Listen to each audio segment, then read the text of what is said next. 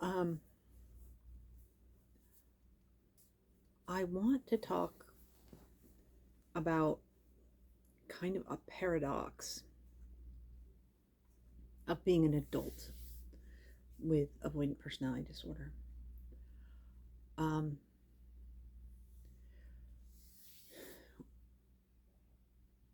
and what I want to talk about is lifted from a book I haven't read. It's lifted from The Body Keeps the Score, which I'm kind of afraid of reading, to be frank. Um, it's about um, childhood abuse survivors. Actually, I think adult trauma and abuse survivors also. Um, I actually, like I said, I haven't read it. I'm afraid to read it. I actually highly recommend for somebody with avoidant personality disorder that they don't read it because, well, I don't know. I suppose there's somebody out there who remembers absolutely everything that happened to them, and why they became avoidant and what exactly they went through. But in my case, I don't remember much at all. And I don't want to remember it. I mean, it's terrible actually. Since my mother died, especially, I've had people come up to me who knew me as a child, as a teenager, and they'll say, "I just want to apologize because I saw how your mother treated you, and it was appalling, and I never said anything, and I should have said something." And I'm like a deer in headlights when that happens, because how do you respond to that? Am I supposed to be comforting them? Am I supposed to just, I mean, do what I do, which is say, thank you, and move on? Um, what do you do? No idea. And I don't remember what happened, and these people saying stories of, oh, your mother did this, she was so great to me, but she did this to you, and I saw it and I never said anything. And I'm just like, I don't remember that, but thanks for telling me. Thanks for the story. Um, yeah. So I've heard this supposedly comes from that book. I haven't read it.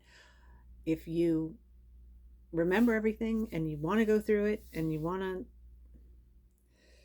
go ahead, I I I think that's kind of like super advanced for somebody who has avoidant personality disorder, because um,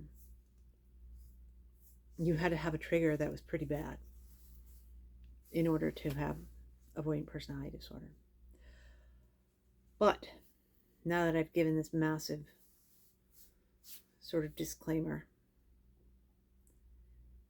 this is what I've heard. So it's filtered. It's kind of my own idea, I guess, because it's filtered, and definitely through the prism of avoidant personality disorder, which is this: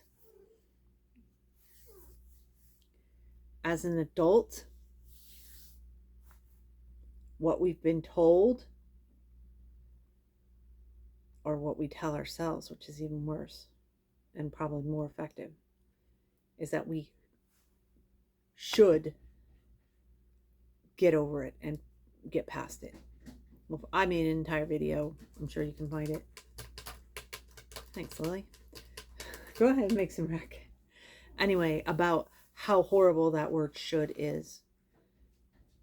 Um, that's Poppy in the other room. Both of them. Same time. Anyway, you should get over it. And the other thing that I hear is that you should forgive whoever it was that abused you. And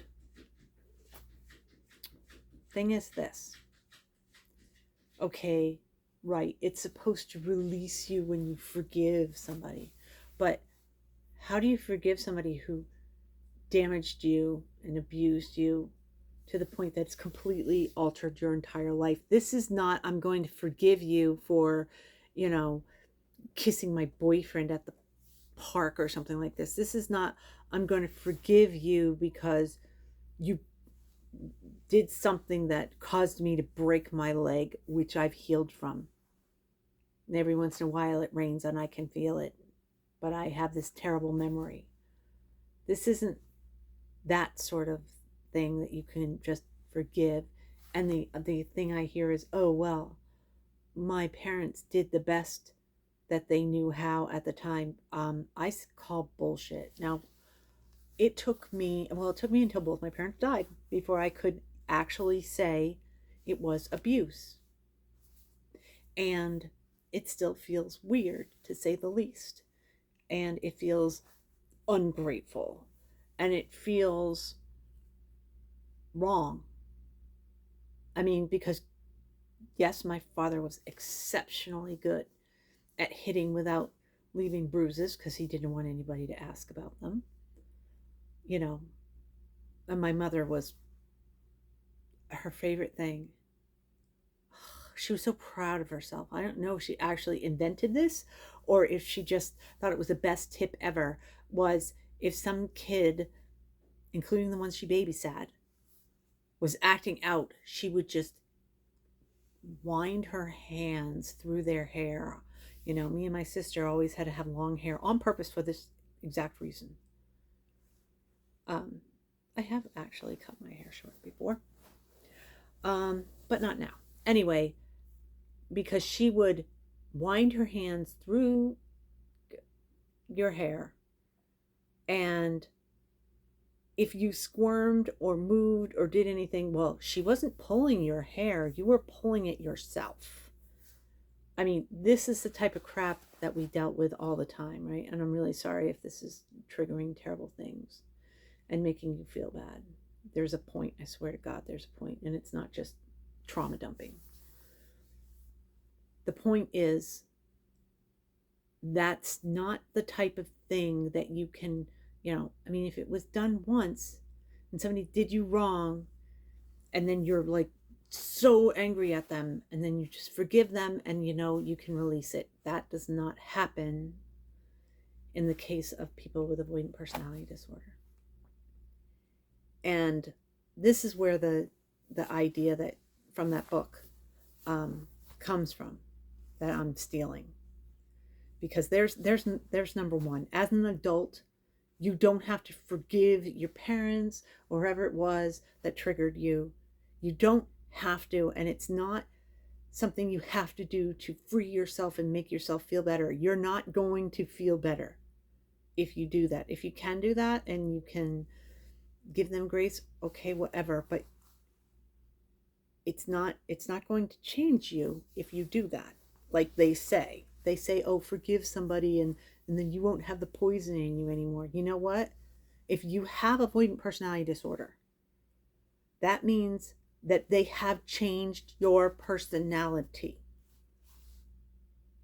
So you forgiving them is not going to do anything to make that better. And you don't owe them forgiveness, which is kind of what all this therapy stuff that tells you should do that. That's kind of what it feels like on if you're a person with avoidant personality disorder. It feels like, oh, well, I owe the people who abused me to forgive them for whatever they did because they didn't know any better. Baloney. You know, if they did it once and they didn't know any better, okay. But if it's an absolute systematic attack on you, which is what it takes, you know, you don't get bullied once and become avoidant personality disorder. This is years long, purposeful, systematic attack on you as a child to change your personality so that they can benefit from it. That is what causes avoidant personality disorder. That is what the trigger is. It's not a one-time shot. So bull, okay? And the other thing that again, I just want to make sure that's absolutely clear, and that's not in the book. So what's in the book is, I just think this is a great idea, and I'm not even paraphrasing because I don't know what the original is because I didn't read it, but the concept, as I understand, which might be wrong, but is equally awesome, is this: that there's two ways of thinking that people, when you're actively thinking, there's actually other parts of your brain. There's like the automatic thing, like you're not thinking of getting your heart to beat and stuff like that. You have no control over it all. That's not what I'm talking about. I'm talking about thinking, how you think. Okay? Basically two ways, that you can actively think, which is emotional and logical. And they are polar opposites. And emotional feels like it's out of control and wild, and it's something you have to tamp down. And logical is something safe, generally, for somebody with avoidant personality disorder. If you went through all this and you weren't trying to control everything, then you would be something more borderline. Borderline is like wild, out of control, outrageous. And it makes me feel kind of queasy to put them similar to that. But I mean, you see my point? I mean, there's nothing in that book saying if you have avoidant personality disorder, then you try to think excessively logically. But I think that's part of it. That the safety mechanism of, I'm going to decide that I can't have relationships with people for whatever reason. When you haven't been told this, I mean, you figured that out on your own. As a child, you figure that out. That's using logic, definitely not emotion. Emotion would be, I want a hug. Emotion would be, I want to rage at you. It's a logical thing that you're doing to say, I'm not eligible for relationships with people. They're not safe. I'm not safe for them. Therefore, this can't happen. That is basically what happens when you have avoidant personality disorder. It is a protective mode that makes you not have relationships with people and not trust people. Right? Well, how do you come up with that? That's a logical solution to the problem of, I keep getting abused by people that I think I can trust. Right? And the thing is, if that works, then you try to apply logic to every part of your life, including your emotions. Right? This is the part that's completely from that book, from what I understand, is that trauma is you trying to logically override emotions, shut them down, not feel them, not experience them. And so they stay.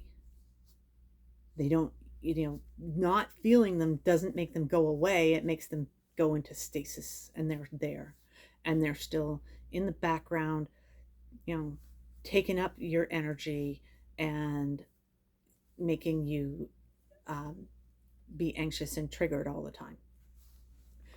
That's one of the theories in that book. I think it's amazing. I think it's correct.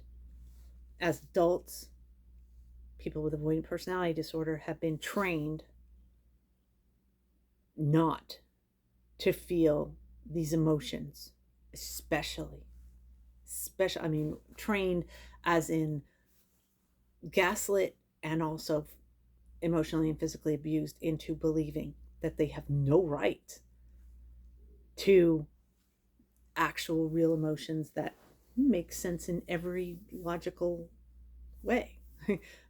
I'm bringing logic back in, but if logic is what it takes for you to realize that these emotions are super valid and accurate, and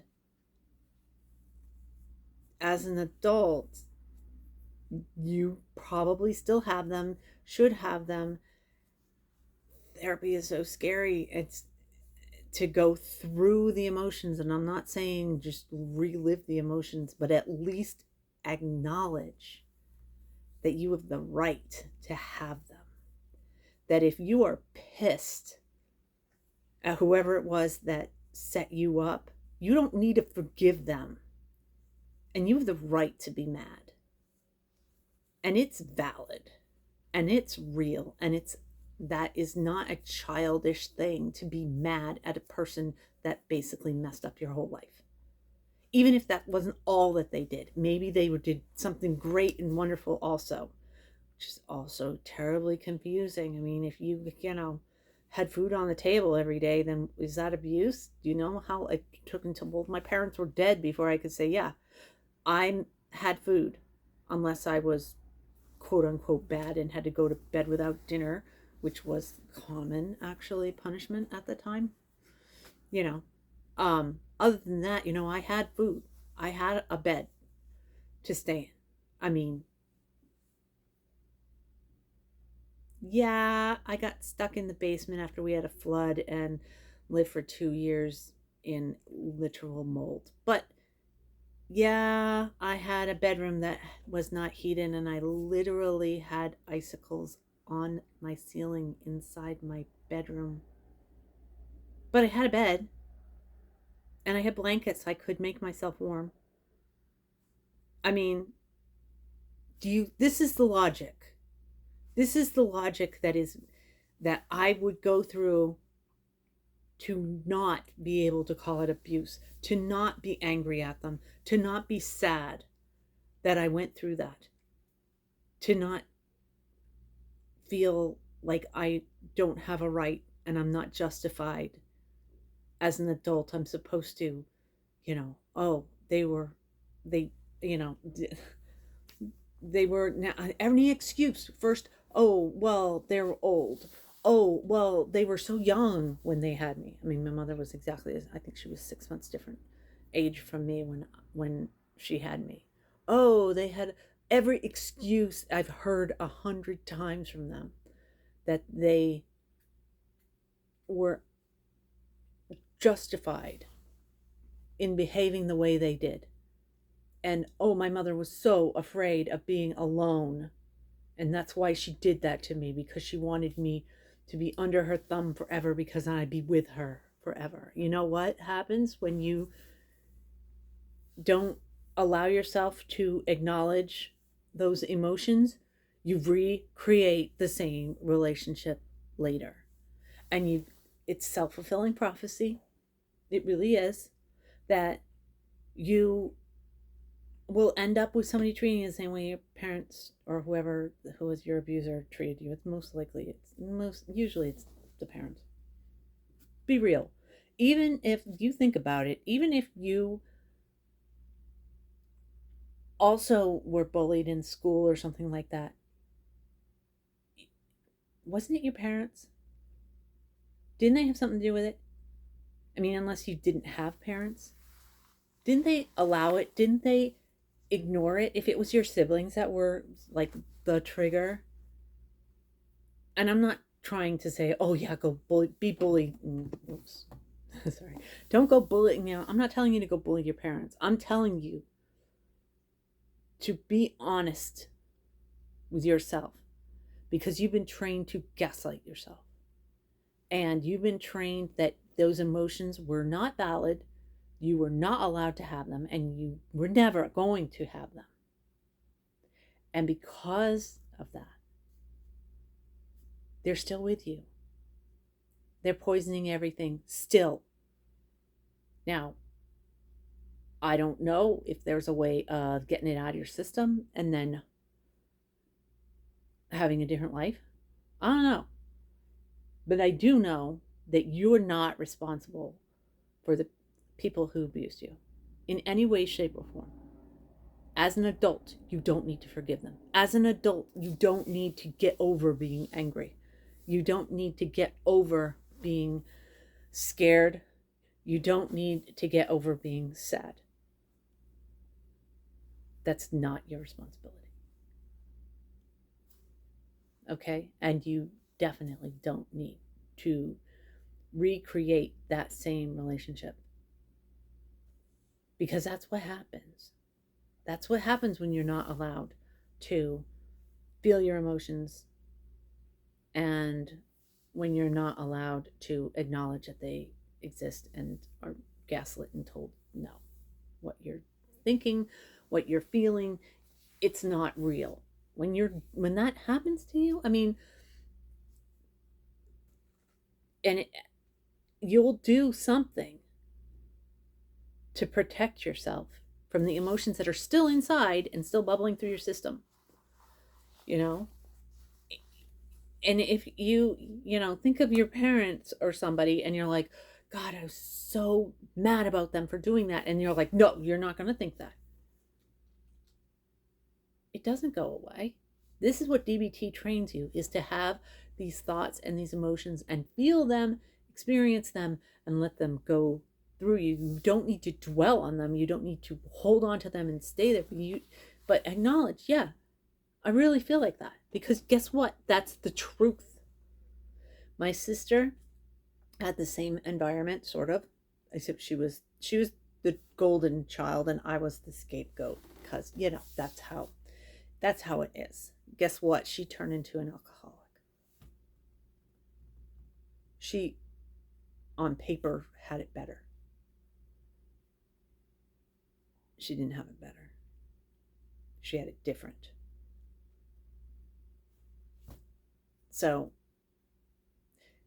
if you're scolding yourself, basically stop. And that sounds like a dictation. That sounds like a should statement. That's not a should statement. That's, you know, and I feel kind of like crap for saying, I'm going to give you permission, but you know what? If that's what you need, if you need somebody to give you permission to feel the truth, your truth, not stuff that somebody has told you, not this is how you're supposed to interpret whatever is happening. Puppy is playing with a curtain. He's winding himself up in the bottom of the curtain. I'm waiting for him to pull it down off the window. So if you hear a huge crash, that's just Poppy playing. Anyway, yeah. So more or less, that's what I'm saying. As an adult, you don't have to say, oh, well, that happened in the past, and demand to yourself that you are not experiencing it now because now you're an adult. Unfortunately, if you have avoidant personality disorder, things that happened to you as a child are affecting you now still, every day. And you don't have to hide it. You don't have to pretend it's not happening. You don't have to, proclaim it to the universe. You don't have to forgive anybody. You don't have to forgive yourself because there's nothing to forgive. These are real emotions. This is real. It happened to you. It's real. You don't have to forgive yourself for it. You don't have to forgive anybody else for it. You don't have to relive it. But you don't have to beat yourself up because you're an adult and you should be over this. Right? Okay. You shouldn't have ever gone through it in the first place. And now you're dealing with the consequences. And That's okay. It's okay if you're feeling something that you don't want to feel. You don't, again, you don't need to dwell on it, but you don't need to dismiss it. You don't need to gaslight yourself and pretend that it's not happening. You don't need to gaslight yourself and pretend that you shouldn't be feeling it or you should be over it by now or whatever.